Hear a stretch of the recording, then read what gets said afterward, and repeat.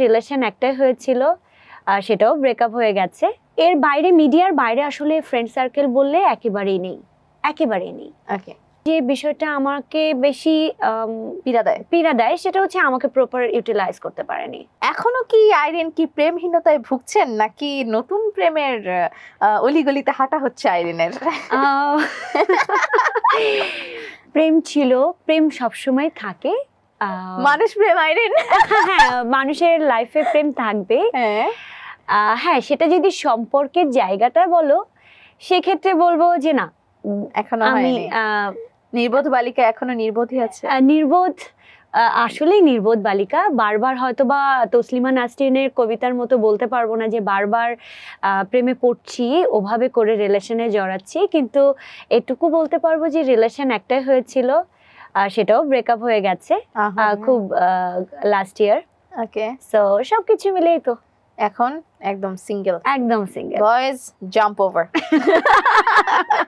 আচ্ছা, professional blogger আমাকে বলা যাবে না, কিন্তু আমি চেষ্টা করছি যে আমার যেগুলো খুশি, আমার ভালো লাগা যে মুভমেন্টগুলো, ওই মুভমেন্টগুলোকে ক্যাপচার করে দেন সকলের সাথে শেয়ার করা।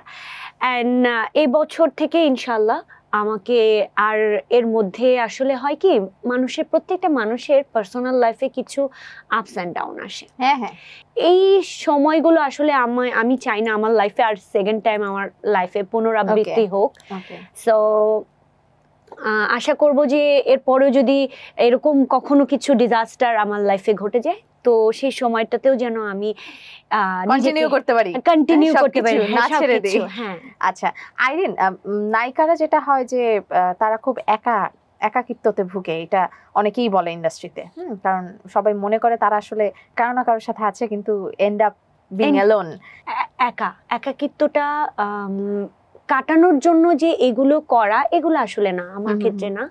আমার কথা, নিজের কথাই যদি বলি, মন খুলে কারোর সঙ্গে আড্ডা দিতে পারি না, মন খুলে হয়তো বা কারোর সঙ্গে মানে থাকে না, প্রত্যেকটা মানুষের নিজস্ব কিছু কথা, নিজস্ব কিছু জায়গা, এগুলো শেয়ার করার জন্য ফ্রেন্ড সার্কেল বা একটু আড্ডা দেওয়ার জন্য, মজ মাস্তি করার জন্য বা লাইক ঘোরাফেরার জন্য, হ্যাঁ এক কথায়। তো সেক্ষেত্রে হয় কি, আমার সাইড থেকে আমি বলবো যে আমার একেবারে সার্কেল নাই।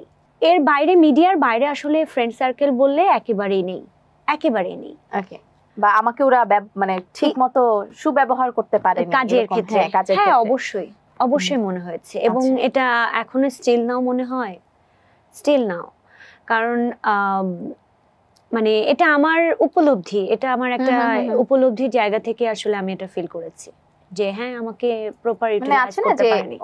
একটা কন্টেন্ট বা সিনেমা বা কোন একটা কন্টেন্ট দেখছো, মনে হয়েছে যে এখানে আমি থাকলে I could have done better, মানে আমাকে এখানে পারফেক্ট লাগতো, এরকম মনে হয়েছে? না, এরকম কখনো মনে হয়নি। তবে আমার যে বিষয়টা আমাকে বেশি পীড়া দেয় সেটা হচ্ছে আমাকে প্রপার ইউটিলাইজ করতে পারেনি ইন্ডাস্ট্রি।